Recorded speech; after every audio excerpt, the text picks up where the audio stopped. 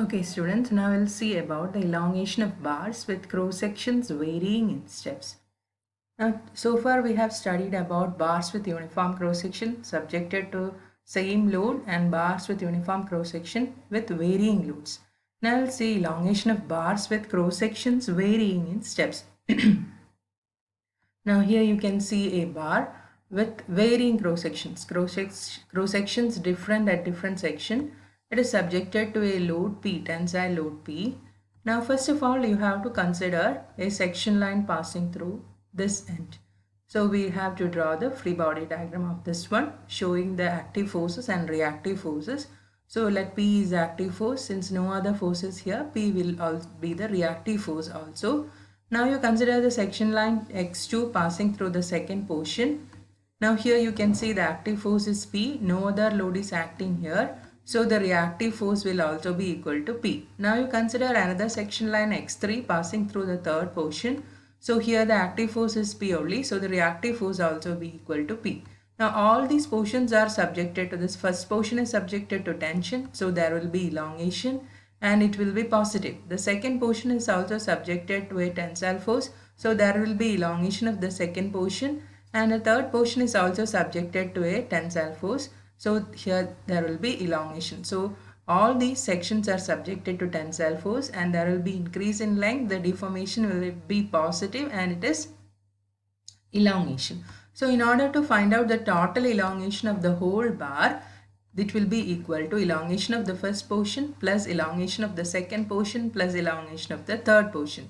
So what is the stress? Stress is equal to load by area. Since the area is different for different sections, here this will be A1 and the second portion let it be A2 and the third portion let it be A3, area B A3. So we can write the extension as PL1.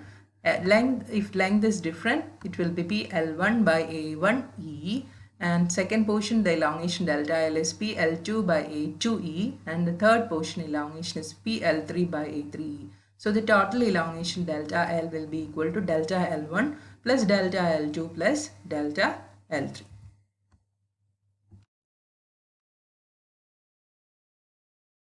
So now we'll do one problem. The question is a bar ABCD is subjected to point loads as shown. Calculate the force P required for equilibrium. Total elongation of the bar. Take E is equal to 210 giganewton per meter square. That is, this is a steel bar. So here you have bar A, B, C, D. Okay. Now you can see different portions. This portion having an area 600 millimeter square, length is 1000 millimeter. Second portion is having an area 2400 millimeter square, length is 1000 millimeter.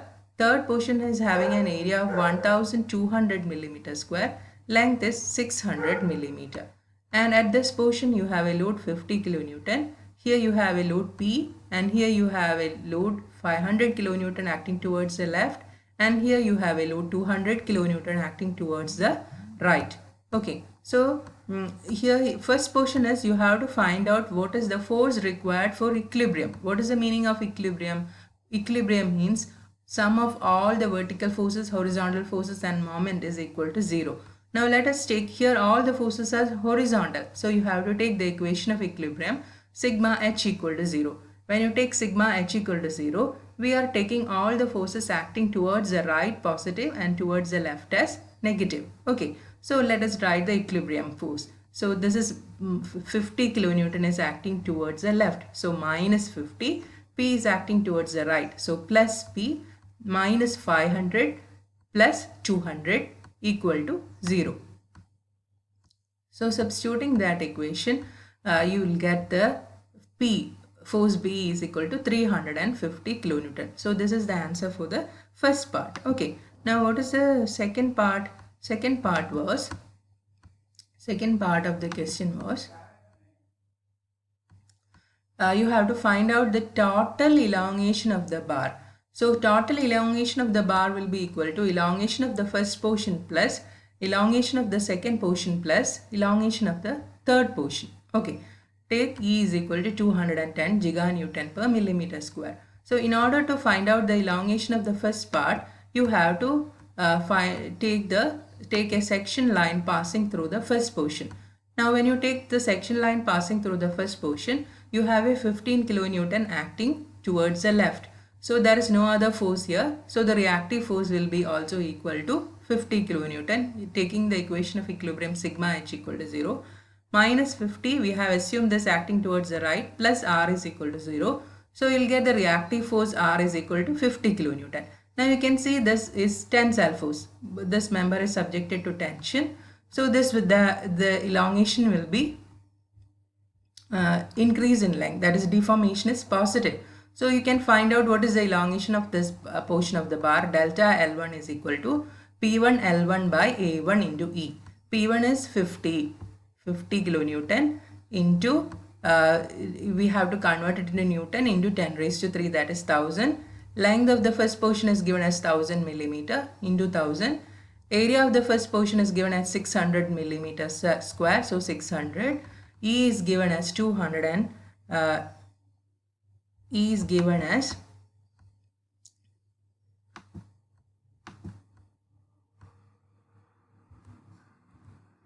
210 giganewton per meter square, that is 210 into 10 raised to 3 Newton per millimeter square. So I have substituted here 1000. So you'll get the answer as 39.7 millimeter as the elongation for the first portion. Now you have to consider a second section line passing through the second portion. This portion, section line passing through the second portion, and you have to consider the equilibrium of the portion towards the left of the section. So what are the forces acting? 50 and P. So let us see how to draw the free body diagram. Here 50 kilonewton is acting towards the left.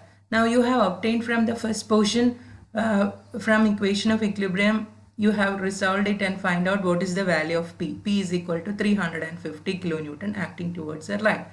Now let us assume the reaction to be acting towards the left. We can assume any direction. Here I have assumed it acting towards the left. So when you write the equation of equilibrium, 50 is acting towards the left. So minus 50.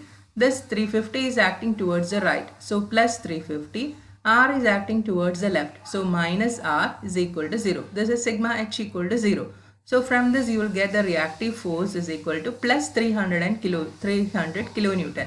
So you have assumed this as a compressive force and you have got it as positive sign, which means that what we have assumed is correct and this is making a compressive force on this second section. So this is compression. And as a result of this compression, what will be the deformation? The deformation will be decrease in length, isn't it? So when you find out delta L2, you have to substitute P2 L2 into L2 divided by A2 into E. P2 you have got it as by considering the equilibrium, you have got this force on the second portion. P2 is equal to 300 kilonewton. So 300 into 10 raised to 3000.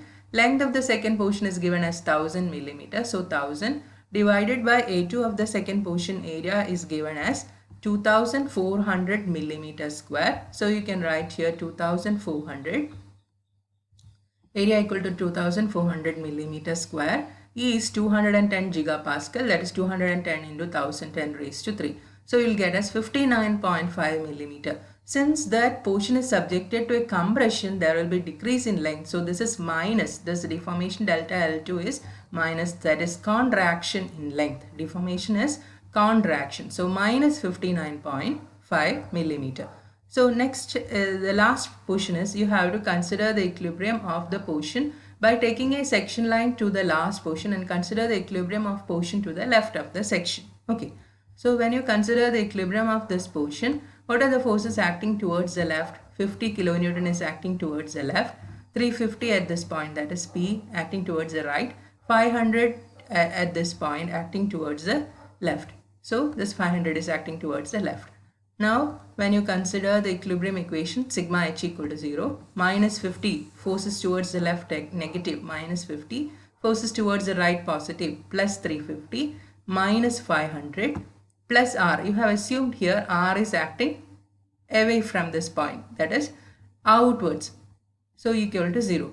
Now you have got R is equal to 200 kilonewton. So what we have assumed is correct. You have got a positive value for R. So R is acting away from this point, that is it is a tensile force. So this portion is subjected to a tension. This last portion is subjected to a tension. So let that force be P3. Now you can find out what is the deformation. Here, since it is subjected to tension, the deformation will be elongation and positive. It is P3L3 by A3 into E. So P3 is 200 kilonewton, 200 Newton raised to 3 Newton into L3. Length of the last portion is 600 millimeter divided by area of the last portion is 1200 millimeter square into Young's modulus is 210 GPa. So 210 into 10 raised to 3, which is equal to 47.6 millimeter. So you can find out the total elongation delta L is equal to, first one is plus 39.7, second one is negative contraction minus 59.5, last one is again plus 47.6, which is equal to 27.8 millimeter, and it is, you have got it as positive, so that at last it is elongating for a length equal to 27.8 millimeter. So this is how you have to do the problem when you have varying sections and varying loads. So first portion you have, in the first case you have done as bars without varying any section and uniform load. Second portion you have done with varying loads, and that the last one is varying sections and varying loads. Okay, so I think you have understood this. Now we'll see the next question. In the figure, it is shown a steel bar of cross-sectional area 250 millimeter square held firmly by the end supports and loaded by an axial force of 25 kilonewton. Determine reactions at the supports and extension of the left portion. E is given as 200 giganewton per meter square. So this is the bar, this having uniform cross section, but it is fixed at these two ends. That is, it is rigid. Rigid means held firmly, means it is not allowed to elongate or contract. So the total deformation at last will be equal to 0. So if you have given a question like this with both ends fixed either in the vertical position or in the horizontal position, the meaning is that the total elongation is 0. So we can find out the reaction of supports by considering this this method, and you can find out the reactions at the ends. So let us take sigma h equal to 0. When you take sigma h equal to 0, we are taking all the forces towards the right positive and towards the left negative. So Ra is acting towards the right, so plus Ra. 25 is also acting towards the right, so plus 25. Rb is acting towards the left, so minus Rb equal to 0, from which you can write Ra minus Rb equal to 25. Okay, now we have the condition both ends are fixed firmly, that is deformation of the bar is prevented. So what is the condition? Deformation of the first bar plus deformation of the second bar is equal to 0. That is delta L1 plus delta L2 equal to 0, or delta L1 is equal to minus of delta L2. Minus of means contraction, that is extension in the portion, first portion Ln will be equal to contraction in the second portion.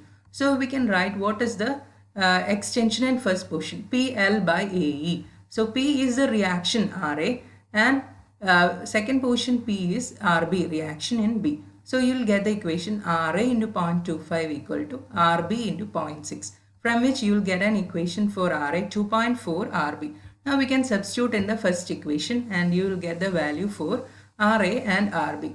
Okay, so you will get Ra equal to 17.85 kilonewton and Rb is equal to minus 7.143 kilonewton. Why it is minus? Here you have assumed that it is Rb is acting towards the left and Rb is acting towards the left. But what you have assumed is wrong. That is Rb is acting towards the right. That is the assumption. Now the next portion is you have to find out what is the elongation in the portion Ln. Elongation is delta L1, which is equal to Ra into 0.25 by AE. That is Ra you have got 17.857. This PL is given as 0.25 and area is given, Young's modulus is also given. So you will get what is the elongation in the portion, first portion Ln. So here the condition is it is held firmly. Held firmly means there is no elongation. Elongation, if there is elongation in the first portion will be equal to minus of elongation in the second portion. That is the condition you have to use. Then you have to use sigma h